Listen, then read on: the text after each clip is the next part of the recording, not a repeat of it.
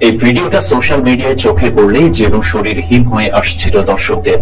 একটি live show চলাকালীন বিশাল এক অর্গা হঠাৎ আক্রমণ করল প্রশিক্ষককে। মুহূর্তে প্রাণ হারালেন তিনি।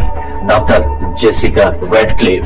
গল্পটা এমন ভাবে ছড়িয়ে পড়েছিল যে বিশ্বের নানা প্রান্তে মানুষ শোক আর ক্ষোভে ভেসে যাচ্ছিল।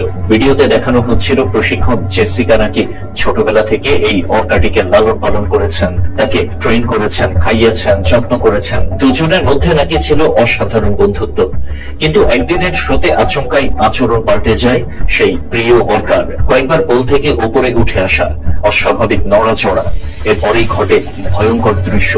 চোখের পলকে অর্কা আক্রমণ করে বসে জেসিকাকে, আর সবার সামনে শেষ হয়ে যায় তার জীবন। ভিডিওতে দাবি করা হয় রেস্কিউ টিম কিছু করার আগেই সব শেষ হয়ে গিয়েছিল। এই দৃশ্য এতটাই আবেগতাড়িত করেছিল যে সামাজিক মাধ্যমে শোকের বার্তা, কান্নার ইমোজি অর্থাৎ রিপ জেসিকা লেখা পোস্টে ভরে গিয়েছিল ফিড। অনেকে নৈতিক প্রশ্ন তুলছিলেন, প্রাণীদের এভাবে শোক করানো কি ঠিক? কিন্তু এরপর যেটা সামনে এলো সেটাই ছিল সবচেয়ে চমকপ্রদ। আসল ঘটনা হলো জেসিকা নামের এমন কোন ট্রেনার আসলে নেই। এমন ঘটনাও ঘটেনি। আন্তর্জাতিক সংবাদ মাধ্যম ইন্টারন্যাশনাল বিজনেস টাইমস সহ একাধিক নির্ভরযোগ্য সূত্র নিশ্চিত করেছে এই পুরো ভিডিওটি ভুয়া। এমনকি জেসিকা র্যাডক্লিফ নামের কোন প্রশিক্ষকের অস্তিত্বই মেলেনি। সরকারি রেকর্ড, সামুদ্রিক নিরাপত্তা নথি কিংবা কোন স্বীকৃত সংবাদ মাধ্যমে এই ঘটনার কোনো উল্লেখ নেই। তদন্তে আরো জানা যায় ভিডিওটি তৈরি হয়েছে কৃত্রিম বুদ্ধিমত্তা বা এআই দিয়ে। পুরনো archive footage, AI generated voice over এবং এডিটিং কৌশলে এমন ভাবে সাজানো হয়েছে যাতে মনে হয় ঘটনাটি সত্যি ঘটেছে।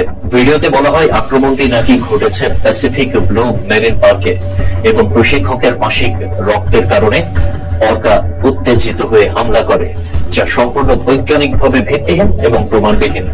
বিশেষজ্ঞরা বলছেন মিথ্যা কাহিনীকে আরো নাটকীয় করতে এই ধরনের অযৌক্তিক উপাদান যুক্ত করা অনেক ভুয়া কন্টেন্ট নির্মাতার সাধারণ কৌশল।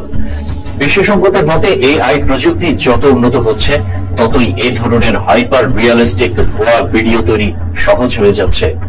দর্শকের আবেগকে কাজে লাগিয়ে ভুল তথ্য ছড়ানো এখন আগের চেয়ে অনেক বেশি বিপজ্জনক।